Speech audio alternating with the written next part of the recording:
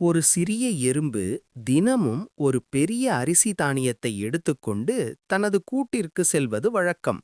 அந்த அரிசி தானியம் எறும்பின் உடலை விட பெரியதாக இருந்தது.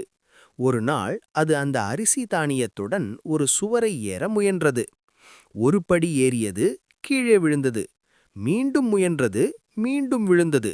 அதை பார்த்த ஒரு மனிதன் சிரித்தான். இது முடியாத வேலை, விட்டுவிடு என்றான். ஆனால் எறும்பு விடவில்லை. 10 முறை முயன்றது, 20 முறை முயன்றது, 50 முறை முயன்றது. இறுதியில் அது சுவரை வெற்றி கொண்டு மேலே சென்றது. அதை பார்த்த மனிதன் அதிர்ச்சியடைந்தான். அவன் உணர்ந்தான், வெற்றி என்பது பல முறை தோல்விக்குப் பிறகே வரும். சிறிய உயிரினம் கூட முயற்சியை விடாது. நாமும் விடாமுயற்சி செய்தால் வெற்றி நிச்சயம்.